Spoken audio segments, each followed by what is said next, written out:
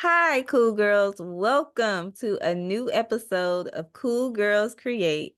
This is the podcast and go-to source for women entrepreneurs and creators. Here we have self-reflecting conversations and we talk about everything from art to tech to your personal journey. So I'm excited today, y'all, because this is someone who I've literally had to call 911, like, please help me out. I need some advice here. So, welcome, Danielle McGee Gibson. Yes, there you go. I'm still trying to remember myself that I have a new last name. So Yes, I thank know you how it so much is. for having me. Of course, of course. All right. So, before we get started and going into your background, and just deeper into the conversation, I want to do an icebreaker, right? So, this is the question for you. If you could have a conversation with any woman, past or present, over a cup of coffee or tea, who would it be and why? It's a really good question. I would say the first person that immediately came to mind was Oprah. And I don't know why, but she was the first person that came to mind. I think growing up in Chicago and her show being based in Chicago, she had is such an impact on us Chicagoans growing up. And then also to come here to Tennessee, to Nashville, and know that she's a TSU alum and gives back a lot here. I am really inspired by her philanthropy, but I'm also really inspired by her living the life that she wants without caring much about how others feel. And like even with her relationship with Stedman, right? It's unconventional, but she doesn't care. It's what works for them. So even them as a couple, I admire their ability to just live how they want to live without being worried about what's traditional and what society says that they should do. But mostly it's because of her philanthropy, and her heart for giving back to others while also having this empire and being a very successful businesswoman. Right. That's a good point. People would say Oprah, but the reason why you're saying it is very intriguing to me because I find there's always this balance with being an ambitious woman and a traditional woman who wants to, start a family, be in a relationship, and snuggle up with their man or woman, you know? Right. It's the balance is really hard. And I feel like she's done a good job of being able to balance. Of course, I don't know this lady, but from the outside looking in, it seems like she's done a really good job of being able to balance. Another reason why she came to mind immediately is because I was just talking about her back in 2007.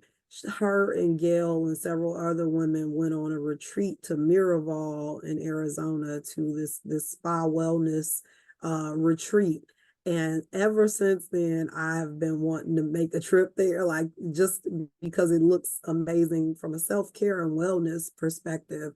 And I was just telling my grandmother that I've been wanting to do this since 2007, and I finally am in a position that I can, and it's been such a journey to get there because when I looked up the prices and was like $600 a night, like ain't no way, like, and so it took all this time. I was 21, 22 at the time when I saw them go on this journey on the show, and it's taken me almost to 40 to be in a position where I could actually do the same type of things that Oprah is able to do. Of course, I'm not doing them on her level, but to just be able to go is an achievement for me.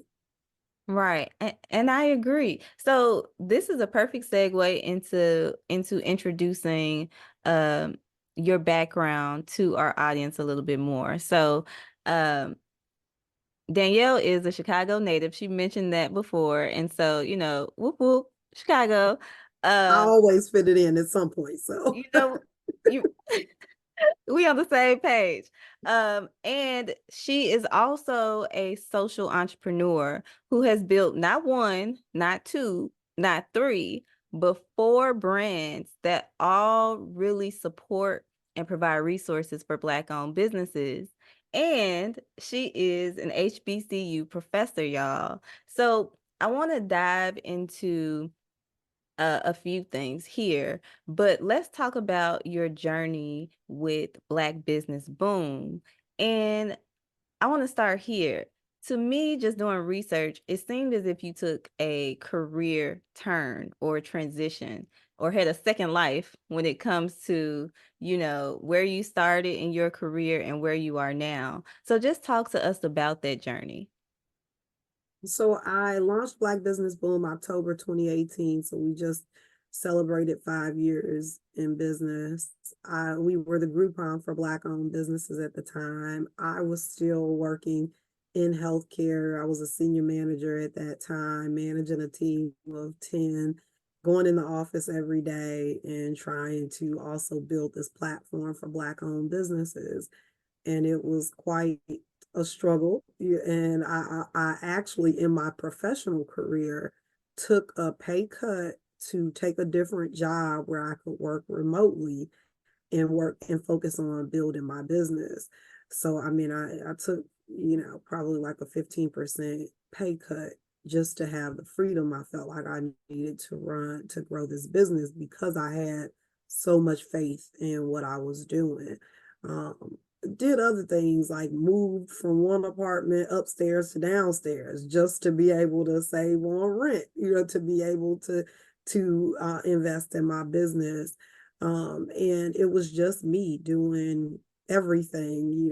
I built the website and I was talking to all the business owners, finding out what their coupon was. I was running around meeting with business owners in person. It was a mess. But what I really learned through that first year of Black Business Boom was that there were so many other gaps that existed for Black owned businesses. So while I thought I'm going to create this Groupon like platform, because when I had my first business in Chicago, it helped us to get people through the door, right? So we used Groupon to get a lot of traffic through our door. So I figured I would create the same thing for Black owned businesses, not realizing that we needed so much more than just a platform. We needed capital, we needed education, we need all these things. And honestly, I mean, we've pivoted so many times to try to meet the needs of Black owned businesses. We went from the Groupon model to a different coupon model, launching our app, then realizing, we were struggling with sales to get really good Black owned businesses on the platform. So then we said, well, how can we help them? We built a marketing agency. We started doing marketing work for folks, building websites, email campaigns, social media strategies.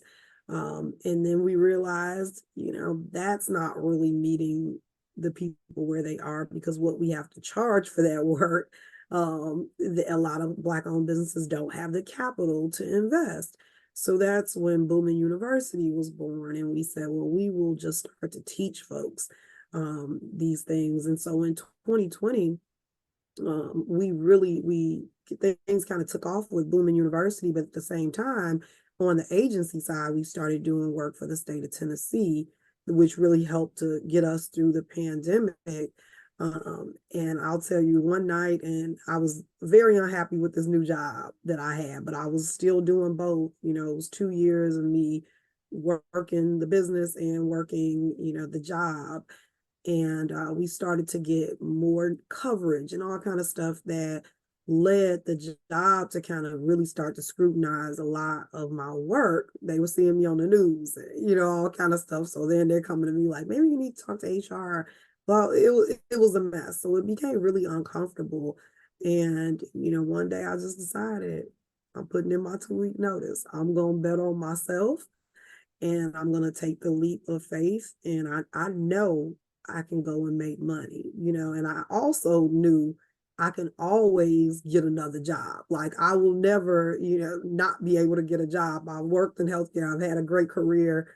If I decide to go back to work, I always can.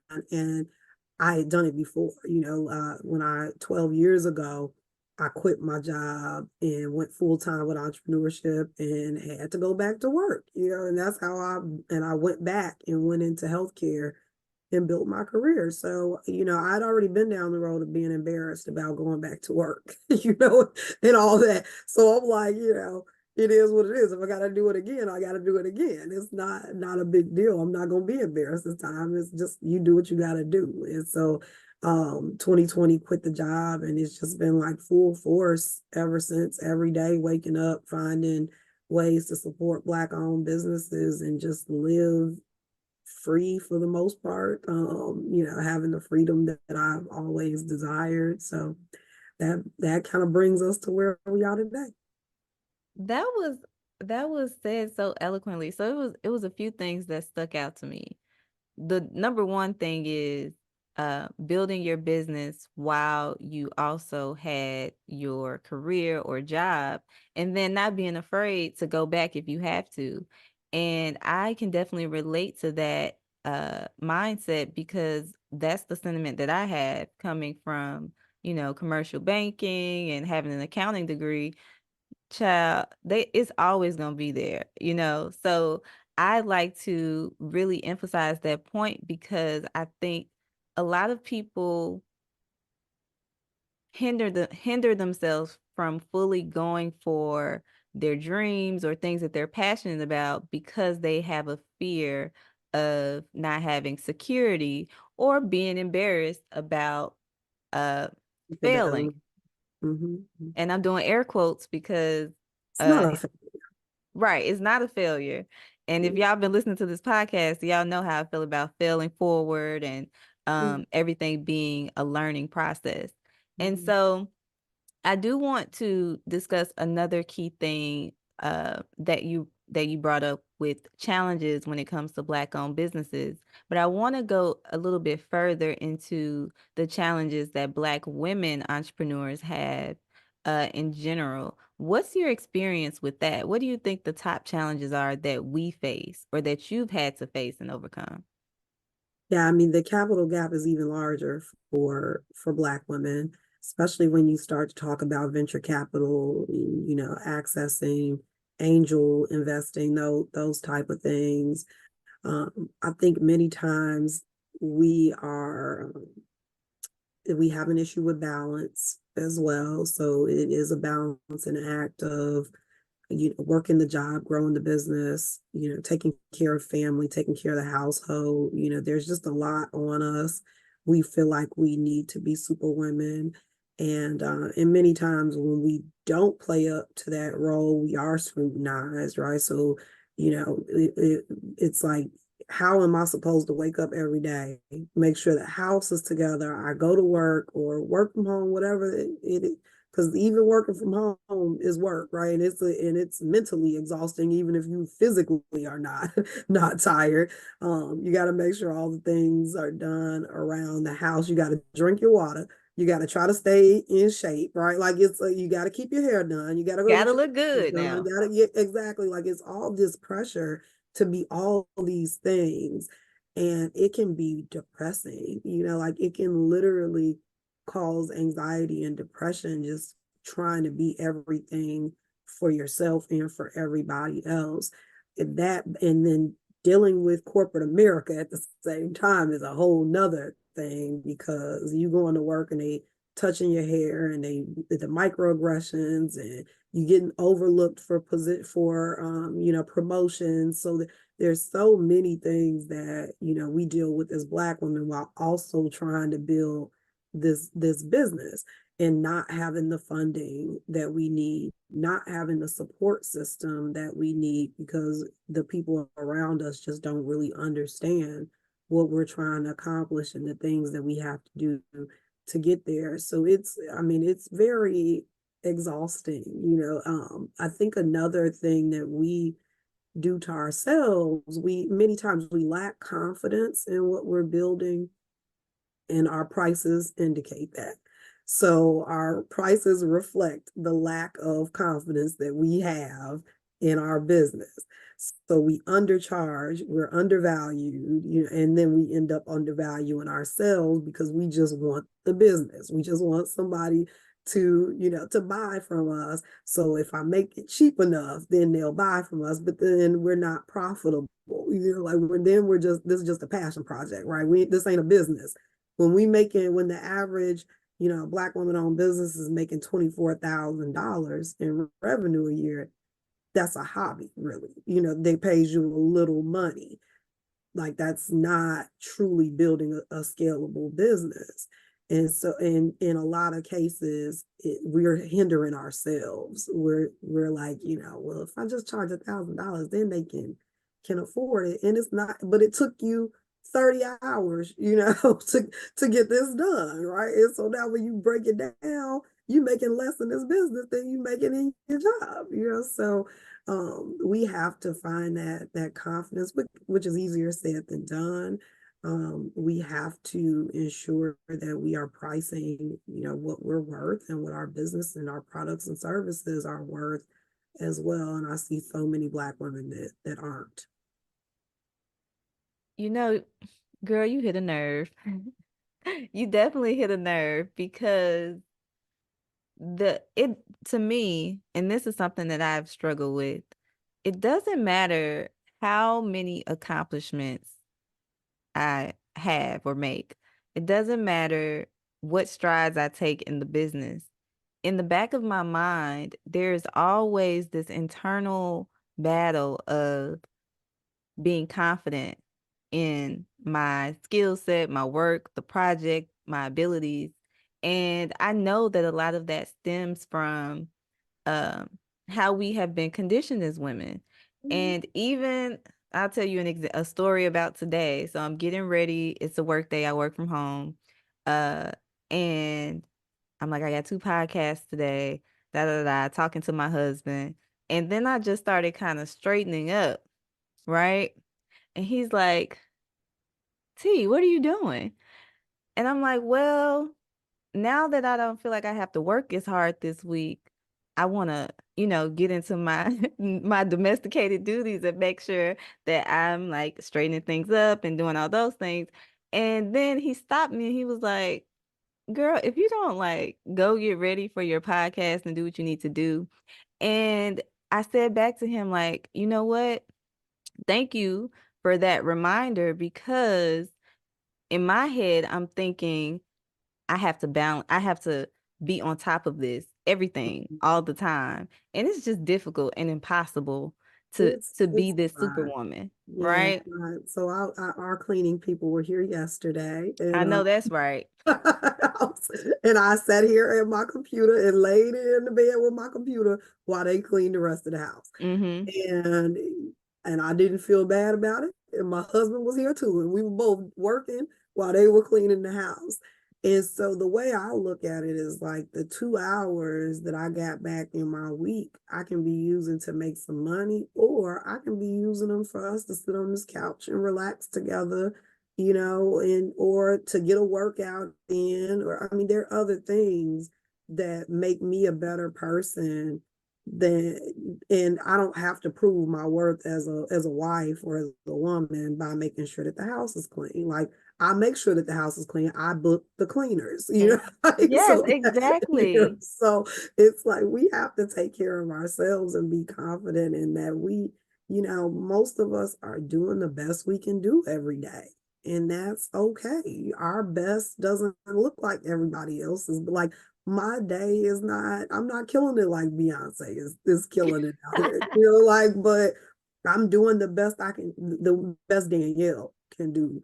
And I won't let anybody question that. Like, I know and some days my best looks real different than some days my best I can do is lay in my bed and watch SVU all day. That's the best I can do, that day. I'm mentally exhausted. I'm tired, and I'm not going to pick up this computer and I'm not going to talk to nobody. Like, that's the best I can do. And I don't feel bad about it. And I don't let anybody make me feel bad about my decisions to do absolutely nothing sometimes. It's the best I can do. Yes, and I agree with that. It takes a journey to get to that point where and that's why I'm saying this is something that I'm still having to recondition myself about, because even if I'm taking time off during the week or um it's just the undue pressure Yeah, we feel of like we gotta be doing something. why do we have to be doing something? I did enough. Right? I am mentally I've been working drained. since I was 12 years old. I deserve a little break. Right. Right. So let's shift gears a little bit. Well, not shift gears. Let's dive deeper into your personal journey. So I want to talk about some things that you learned earlier on in your early 20s and your 30s. What, well, can you share some pivotal moments when it comes to your perspective um, as an entrepreneur, a founder, and a leader? Absolutely. So again, my journey started about 12 years ago with entrepreneurship. Um, it really started when I was 12 years old. Me and my then best friend, we were walking around the neighborhood and asking people could we walk their dog for $5, and that was before dog walking was a thing. And so, but we didn't have a choice but to do these things because our parents had very modest means of living. So they if we wanted to go to the mall or we wanted to buy something or go to this party and it cost money, we had to make money to do some of the things that we wanted to do. And it wasn't that our parents wouldn't have tried their best to give us whatever they had so that we could do the things we wanted to do.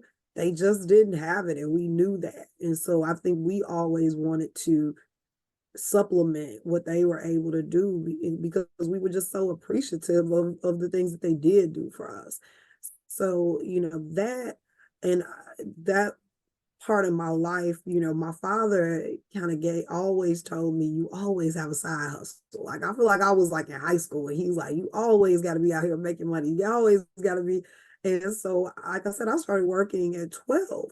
My first summer job was at 12 years old, working at a real estate agency. My grandmother would always, tap into her network and find these opportunities for me to work in the summer, and I loved working because I loved being able to get money.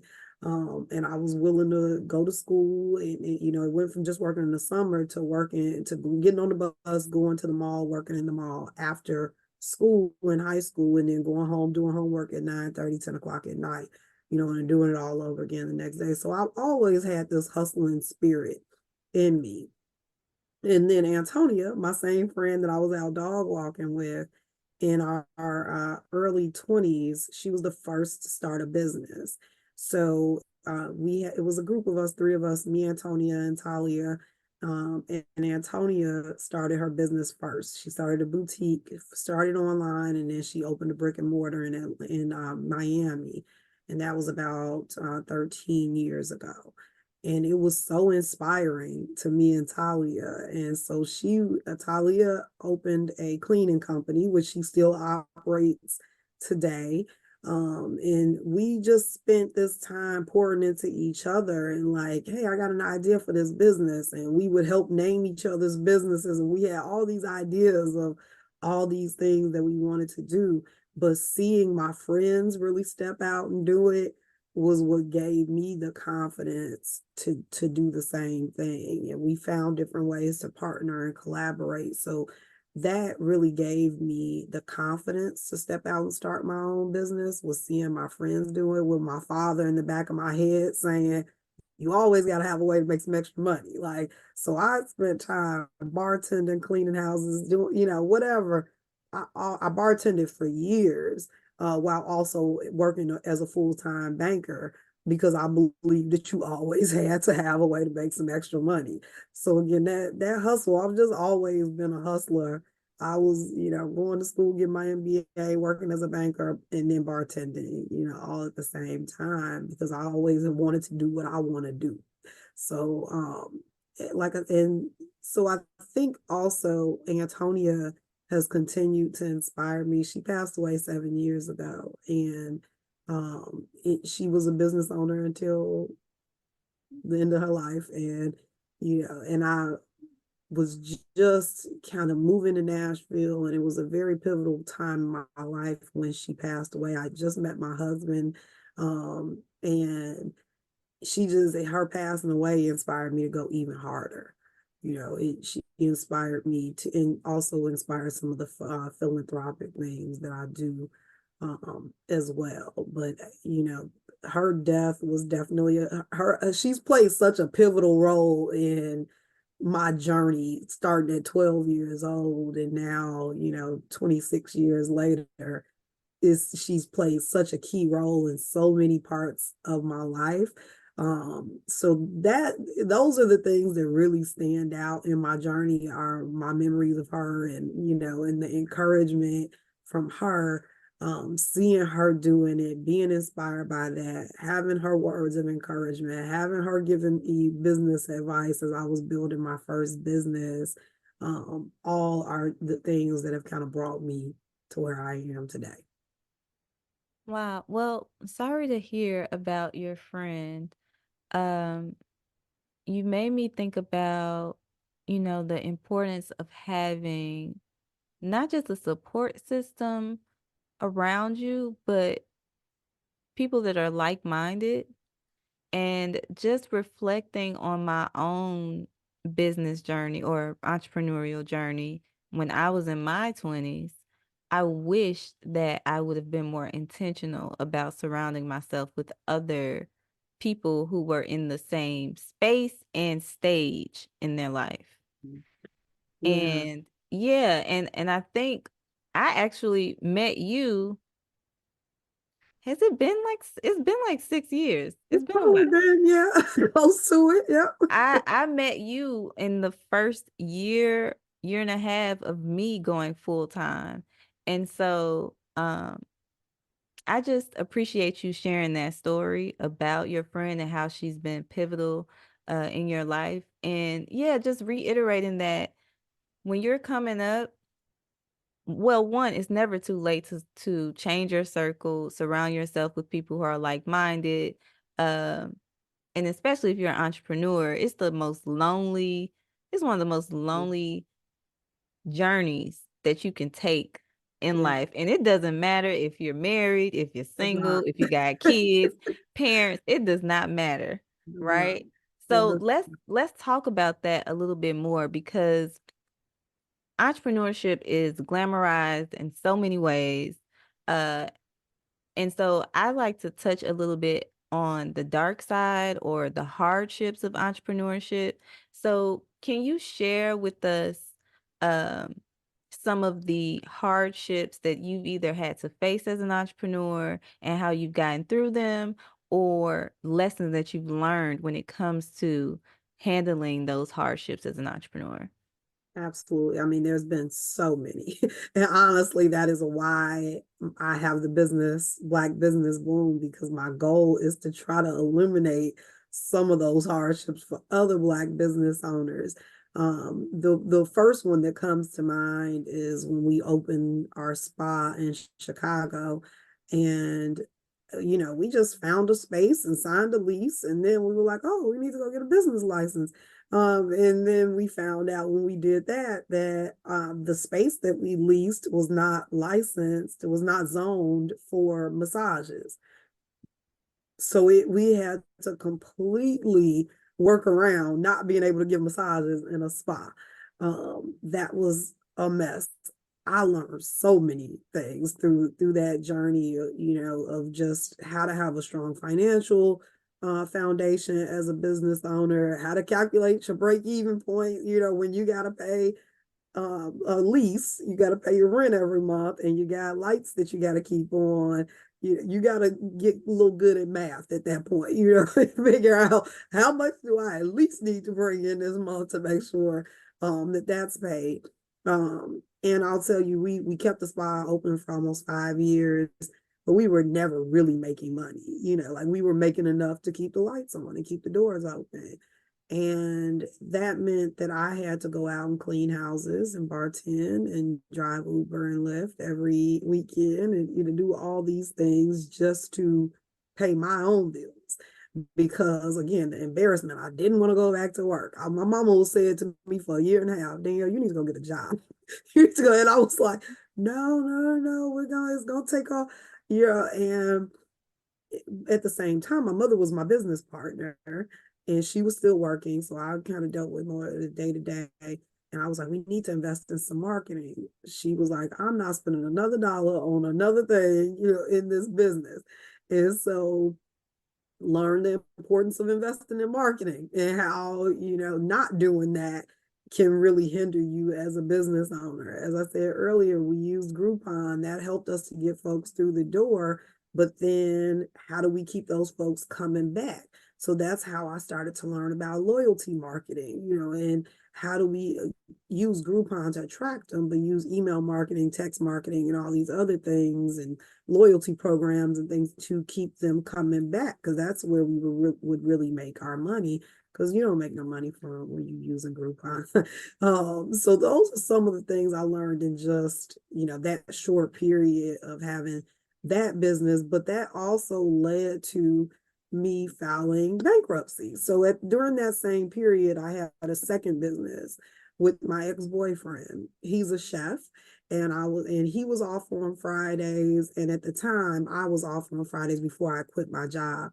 I was off, so we both off on Fridays, and I was like, we could be making some money on Fridays. Neither one of us, again, that hustling me. I'm like, this is a business. Like, you can cook, I can go out and deliver some food. We can make some money. So we were doing that every Friday. He was up at 5, 6 o'clock in the morning cooking. We would package up the food. I would start delivering at like 9:30, 10 o'clock. I was delivering until 9 p.m. most Fridays. And then I was like, it got to be a better way than this. One time after the car I got a boot on my car in the middle of delivering one time. I stopped at home to pick up more food and came out and had a boot on my car. Oh my I God. was like, there has to be a better way.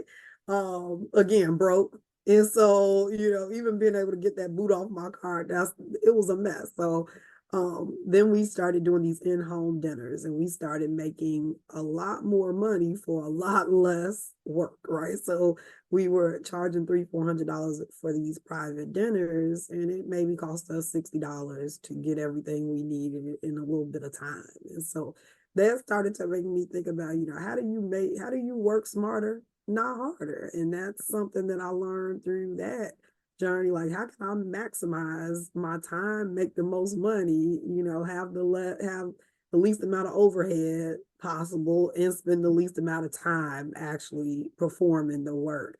But that relationship ended, and I had taken out a $10,000 loan using my condo as collateral. And so I took out that loan to get us all the equipment and stuff that we needed. And then we broke up and the business fell apart, and I was left paying $479 a month to pay off this loan, or I was going to lose my condo. So I paid that and neglected paying my homeowner association fees and ended up in court. So all in this same period, my relationship was falling apart. I had one business that was still around. I was making no money from there. The other business had fallen apart. I got $5,000 on the owl from the HOA folks when they put the attorney fees on there. I get a letter from the IRS. I owe them some money because somebody messed up my taxes. It was just a bad time. Like, it was like everything that could go wrong was going wrong. And he was no help. And so learned a big lesson about being careful who you go into business with. And it's something that I teach at TM. When I teach my entrepreneurship class at TSU, I tell all the young ladies, do not go into business with your boyfriend. Well, I'm so glad you brought this up, because this is literally a question that I wanted to ask you. I wanted to go in deeper and discuss what it's been like to balance love and business as a woman. And I think it's interesting that you brought up that scenario with going into business Yeah. with your boyfriend. But before we dive deeper into that, I just want to reiterate something that you said that was important. And um you mentioned so many things. So working smarter, not harder, is the most important thing that I want to reiterate here, because that's the lesson that I've had to learn. And it goes back to what we were discussing earlier in the podcast about really having the confidence and in yourself and your business, but also uh realizing that working hard is not a solution. It's almost as if It's it's not. something that it's ingrained in us as Black That's people. the hustle culture. Right. Right. And then you see other people who they're and it's interesting because it's because we're in a new time when it comes to social media and content creation and the creator economy and all these different ways that you can make money. People are starting to wake up about not working hard as the solution to success. But I think our people need to Yeah. really focus in on that. It's a mindset shift that has to happen. And so, just one example, when I had the spa, it took X amount of dollars to get somebody through the door, right? That was hard to get people through the door, these individual clients. But what was also hard, but a lot more fruitful, was going out and doing mobile massages, and we had a team of massage therapists, so we couldn't do massages in our spa, but we would go to corporations and we would do 100 massages in a day, right? Like, so yeah, it's harder to close the deal, but it's a lot more fruitful to know that you got 100 people who you're going to serve today, and whatever that math works out to, versus trying to get 100 people to walk in the door. And so it's a lot, it's thinking about your business differently.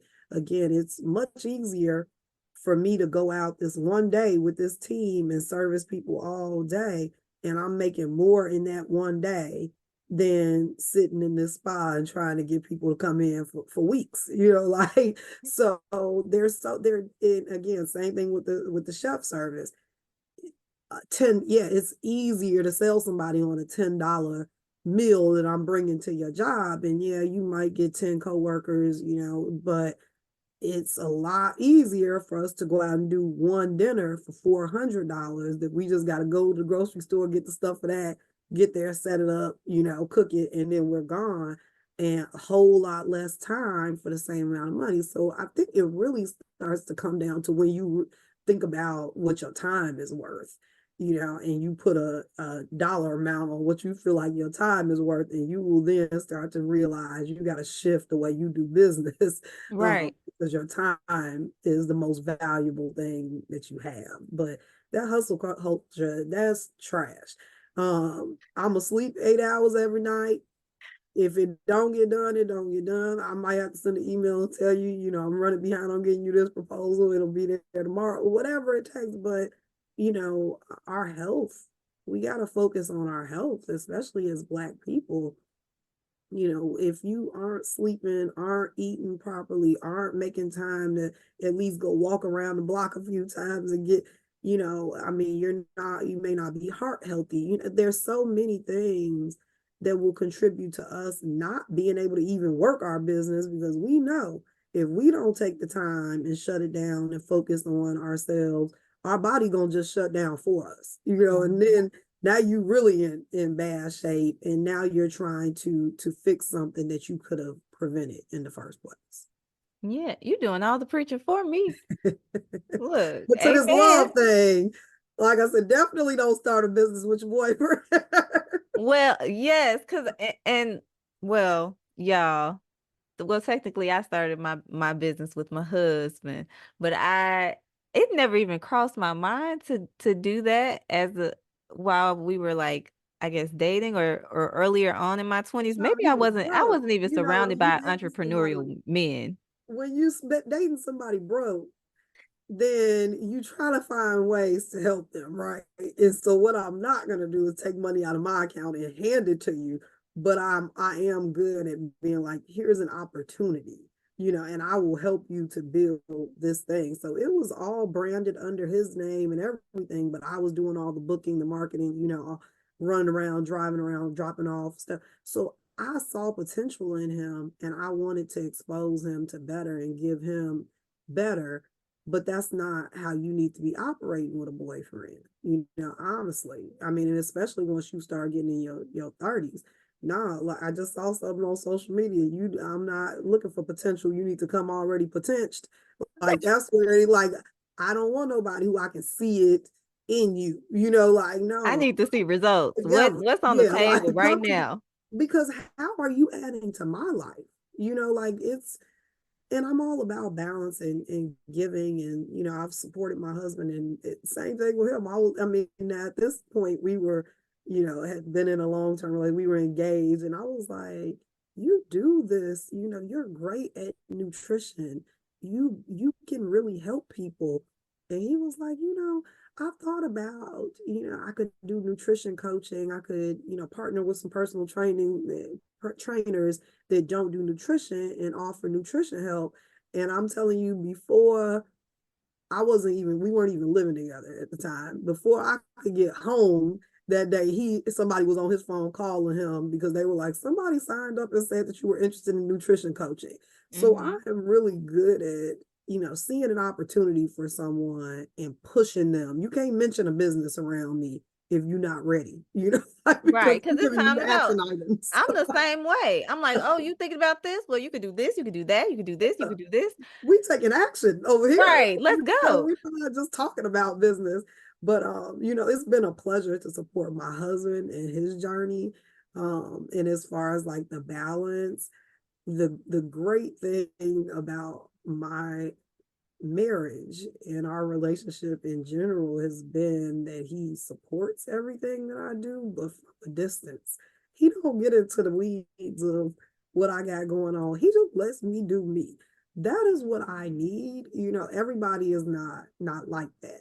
You have to know your partner. There are days where I want to sit and vent with him and tell him, I did this and this and that, but it's rare. And then if I need to do it, he's there. But for the most part, he's like, go on, do what you got to do. Like, go out there. You got to meet with this person. He's not like, who you meeting with today? Are you gonna be going this? You got to go to this conference. You leaving again? Like, we don't do that with each other. We let each other have the freedom that we need to thrive in the way that we need to thrive. And so, like I said, everybody's relationship looks different, but I just need to be left alone most of the time. That's so funny. I'm glad that you touched on that though, because so Greg and I were coming out with this book, The Art of Love and Business. 7 secrets to go from pillow talk to profit talk, right?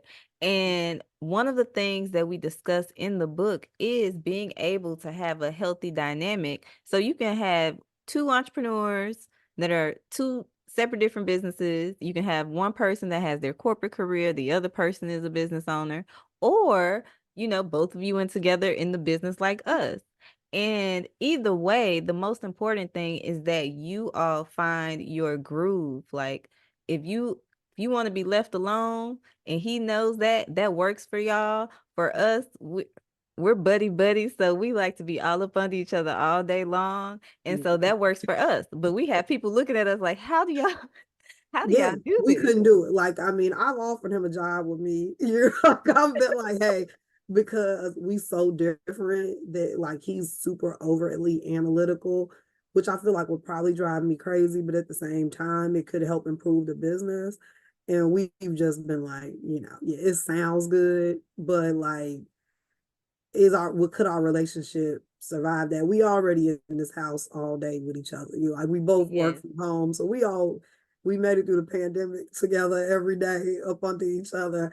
Let's not take it too far. Let's So not go too far. let's But not go too far with it. But again, we provide each other balance. If I have something where I need an overly analytical brain, then I know I can go to him. With his business, I'm always like, I got 15 ideas of how we can, and he's like, I'm not ready for all that. I will come to you when I need your help. Like I know who to come to, when I need help. But right now, this is just a side hustle for me. He has a 20-year career with his company. So he's like, this is something I'm doing on the side. And I'm like, but we can grow this thing and we can, so, but it's important to just understand who your partner is. And when they do need you, you are there for them, Yeah. like, again, I don't need to talk to him about my business every day. Someday it took probably 2 years for him to really understand what I do. Like, people would be like, "What does your wife do?" She help Black-owned businesses. She do marketing or something for Black-owned business, and I'm like, fine, whatever. Like, it, he was that far removed from my business, and that's fine with me. I have a team, so I lean on my team to know the ins and outs of my business. But when I'm having a breakdown, then I know I got somebody. And like last year was a really hard year for me. And so this year he's like, you need to take a trip. You need to plan a trip and you need to go somewhere for a few days by yourself and hopefully you'll come back refreshed. So I'm planning a trip. I actually leave next week to go on a solo trip. And a lot of people's husbands wouldn't allow for that. But my husband knows I was solo tripping before I met him, so he knows how that renews my spirit. And he could tell that I needed that right now. And I truly do. Like I said, I think last year was hard for a lot of us. It was It a was so hard year hard. for business. It was hard. And so I had to make a lot of hard decisions. I spent a whole lot of money. That profit and loss statement ain't looking like I wanted to look like. It was just a lot last year. And he's been there for me and ensuring that I do take the time that I need for myself to get refreshed and have a better year this year.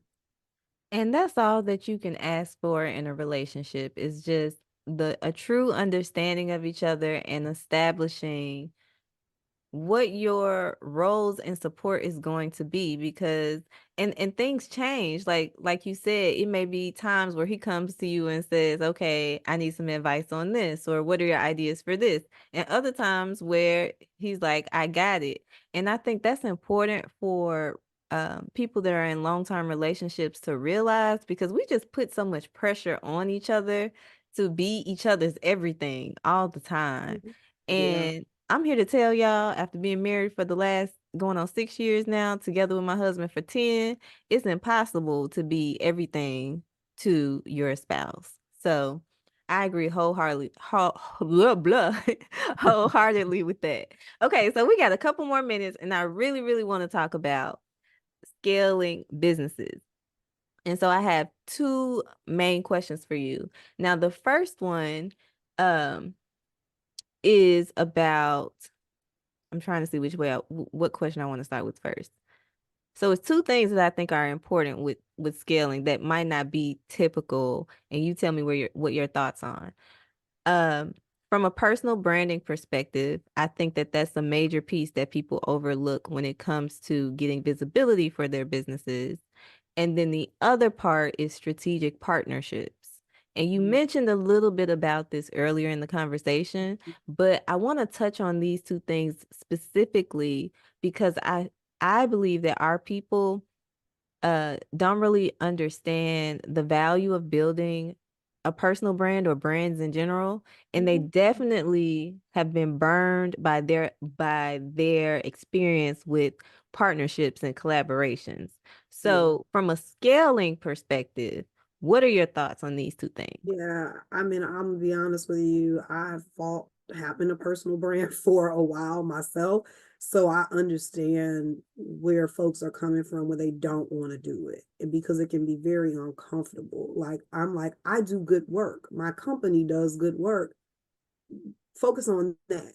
But when I'm out, people are like, Danielle, I saw your LinkedIn post. Like I saw you post about something. So whether I wanted to or not, my personal brand grew and became intertwined with my business. People don't always think about Black Business Boom, but they think about me as a speaker, as a teacher, as an influencer or whatever. the case may be, but it's very uncomfortable to me. I'm still not comfortable with it. I don't like doing photo shoots and creating content and all those things, but I'm gonna do what I gotta do for my business. And especially because my business is helping so many other people. So it's not always about what you are comfortable with or what you like doing. We do a lot of things that we don't like doing as entrepreneurs because we have a mission and that's what it takes. And so I had to get out of my own way with pushing back on, I don't want people to know me. Like, no, because if I get the speaking opportunity, then I get to talk about why Black business owners need support. And that could lead to a check, right? Like that could lead to a check or somebody mentoring a Black business owner, or even just changing the way somebody thinks about Black business owners or Black owned businesses. So if I do that, if I become the face of this business and have this personal brand, it's going to add to the success of my business and several other Black owned businesses. So we got to get out of our own way when it comes to that, and our fear of what people are going to think and what they're going to say. And, and it's hard. And I said this year specifically, my word for the year was exposure, because I was tired of fighting kind of and wanting to stay behind when my brand requires that I be out there and have the spotlight. And it's not about me, everybody knowing Danielle, and I want everybody to know me. No, I want everybody to know Black businesswoman. I want them to know why I do this work every day. So that's what's important. And we have to, again, put aside what's comfortable and what our preferences are, and focus on the mission and how do we use our personal brands to accomplish that. As far as partnerships go, alignment is really important. And many times, you have folks that come to you for partnerships when they just want exposure, or they money, or something else. And so I think it's really, partnerships are extremely powerful, but we have to make sure that it's mutually beneficial. Like everybody has to win and everybody can win. And collaboration is absolutely key, but we got to find ways to make it work for both parties. I think that in many cases, I was thinking about this morning, and I was like, man, what if I was a photographer? I would have a videographer that I partner with. I would have a makeup artist that I would partner with. Like, you could really create a whole experience for folks. So I'm like, I don't know why I was thinking about this morning, but I was thinking, like, what if they just came together and created this powerful unit, and everybody, even if you go get a space now, everybody chips in $250 a month versus one person having to pay $1,000. I know you're not gonna find them for $1,000 in most cases here, but just as an Used to be. example, if everybody is putting in, and not only is it more powerful for a business because you got 4 different entities that may be marketing, you have capital from that 4 different people are putting in, but you're learning from each other and growing together as well. But a lot of people are fools, and you got to be very careful. What do you mean by that? There are some fools out here, and everybody is not a great business person. Everybody is not together mentally. There are a lot of things, and as a hiring manager, I used to say you cannot interview for crazy. That crazy, they hide that crazy better than anything, and it comes out after you already are in the relationship, hired the person, in the partnership. That's when all of a sudden you find out who you're really dealing with. And so, I think that there are ways that you can vet, or, have like preliminary type of smaller partnerships that'll give you indicators on if this is someone you can work with in a greater capacity. But, events, for instance, I do not do events. I will not do events. But I gladly sponsor events or provide, collateral, whatever for other people's stuff. I'm not going to do events. I'd rather support other people that are doing it. Like I could have easily just been like, well, I'm going to do vendor events for Black owned businesses, right? Like it would make sense. It wouldn't be not aligned with what we do. But I'd rather support, Shop Black Fest and other vendor events because it's not my thing, right? So instead, we have to look for folks that can complement what we're doing, or ways we can complement other people's stuff versus always trying to feel like everything needs to happen under your own brand, for it to be successful. Like I sponsor stuff all the time, and my logo is there. Who knows how much, that really helps. But it's in alignment, it makes sense. Yeah, we can sponsor, I can speak, or whatever. So we just got to get creative, with the partnerships as well. And then not only looking at just partnerships with other business owners, small business owners, how can you partner with larger corporations as well? How can you partner with nonprofits? Can you partner with churches? Right. So looking just beyond your immediate circle of small business owners for partnership opportunities. But, a corporate partnership can change your life. And many times that does not look like them immediately cutting a check. That looks like them coming to speak at your event, to build a relationship. And to continue building that relationship. It's a long game, that happens with these corporations. It may be 2 years of them speaking at your thing before they'll, put in a sponsorship request. But we just got to get creative and be, smart about how we approach people for the partnerships and ensuring that it's a win-win. And I agree with everything that you said, specifically about thinking outside of the box and being creative with partnerships. And so I do events, y'all. Y'all know I'm an event queen, but I'm really into doing partnerships that are aligned and thinking outside the box as far as how we present our businesses and brands to the community. And the other part that I struggled with, and I'm still like on my journey with figuring out, is, the corporate partnerships and just thinking outside of the box as far as who we are targeting and who we can work with. So, Yeah. Start to ask them to speak. Like that's an easy, because they want exposure. These corporations, especially if they're aligned with the mission. So, having someone from QuickBooks come and speak to entrepreneurs. ADP is another one. They're always looking for partnerships with organizations that have a network of entrepreneurs. So, and they pay for that. So looking for those organizations that it's beneficial to them. Again, cutting the check, yes, many times, you can get a sponsorship, but when you really truly build the relationship with them, sometimes that looks like them winning before you win. Like that looks like them getting in front of your network, and you don't make a dollar from it, but it's helping to establish a relationship, and eventually it'll pay off in some way. And again, sometimes that's not a check, that's an introduction. That it's them thinking about you or having you come speak so that you get in front of a room of people who might cut a check, right? So it's really the corporate game. Really, what I've learned is about the relationship building and how can you, get an introduction, a warm introduction to the right person. But it's absolutely a long game. and yes, I agree. I want to be mindful of time.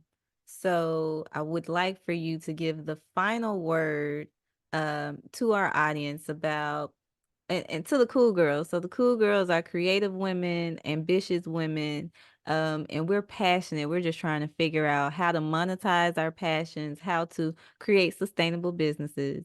So think about your final word there. Um, I wanted to add to what you were saying about um, you made me think about just servant leadership in general and how a lot of times we are entering rooms or thinking about partnerships and sponsorships from a what's in it for me lens. And I always recommend to people that you should start to go into rooms and figure out how you can become the connector or how you can be a resource to someone else and serve in your communities, because a lot of times those warm introductions that you're going to get are people that are on boards of nonprofits or they're serving in their communities from an ADP or a corporation. And you have no idea because you're sitting at home thinking about what's in it for me. Right. Absolutely. Absolutely. Get in the rooms, no matter what it takes, find a way to get in the rooms that will eventually serve you. And that could look like you serving, volunteering, whatever it means, but we can't keep shying away from being in the room because we're uncomfortable or because we don't know anybody. Find a way to get in the room. And I will say my final thought is that for the cool girls, you are deserving. We have to believe that. When you believe that you are deserving and you have faith in what you're doing and in yourself and in whatever higher being you believe in, that being will provide, that is when you will begin to thrive. We have to believe. If we don't believe in ourselves, nobody is going to believe in us, and we will not be able to sell whatever it is that we're selling. So, we have to get out of our own way, and we have to truly believe and have faith in what we're doing. That is the final word from our special guest today, Danielle McGee Gibson, and your girl, your favorite host, Taniesha Westbrook, signing out.